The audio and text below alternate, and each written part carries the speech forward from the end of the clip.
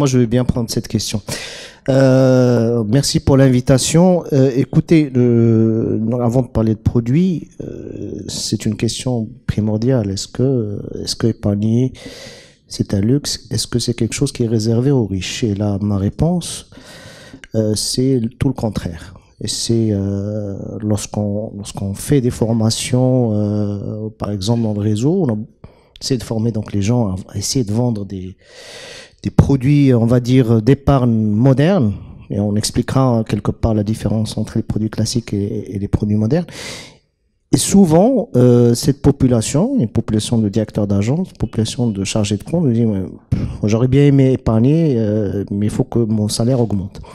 Et en fait, c'est là où on a tout faux, en fait. Parce que ce que je leur dis, c'est qu'en fait, quand on est finalement parmi la tranche riche, bien sûr, on épargne parce qu'on a des excédents et c'est tout naturel. Mais pour moi, à la limite, on a déjà des biens, on a peut-être des appartements, on a des choses.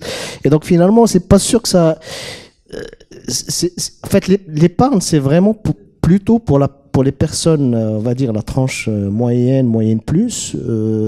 Et l'épargne, c'est vraiment pour tout le monde. Et pourquoi elle est encore plus importante pour les, on va dire les salariés de classe moyenne? C'est parce que les gens ne se rendent pas compte que entre le moment où ils quittent le salariat, je parle des salariés, mais c'est aussi vrai et peut-être encore plus vrai pour les professions libérales. Donc, entre le moment le J-1 où ils ont un salaire et le J+1 où ils deviennent retraités, très souvent, leur pouvoir d'achat va globalement diminuer de moitié, à peu près. Ça tout dépend bien sûr de leur salaire et c'est encore plus vrai quand ils ont un salaire important. Entre donc la CNSS et ce que leur laisserait s'ils ont la CMR, ce qui n'est pas le cas de tout le monde, ben, ils vont se retrouver du jour au lendemain quand même avec avec un pouvoir d'achat qui est quand même très compliqué à gérer. Et donc si on se prépare pas à ça, si on le sait pas, on a un vrai sujet. Après, et ce que je leur dis aussi, si vous avez les moyens de prendre un café par jour ou deux, bah vous avez les moyens d'épargner. Peut-être on vous prendrait un seul café au lieu de deux, ça fera 20 dirhams par jour. C'est pas négligeable. Donc, ce que je veux dire par là, bon, après il y a des règles.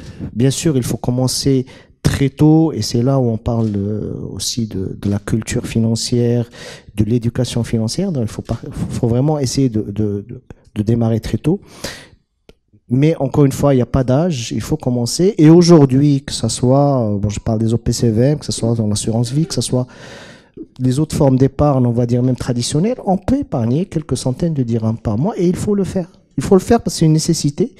D'abord pour préparer bien sûr sa retraite, mais pas que. On a malheureusement vu lors de la période du Covid beaucoup de personnes qui du jour au lendemain vivaient à un niveau qui est très élevé et n'avaient pas d'épargne, et ils se sont retrouvés dans des situations très très compliquées. Donc voilà. C'est une longue réponse pour une question courte, mais c'est pas un luxe, c'est une nécessité.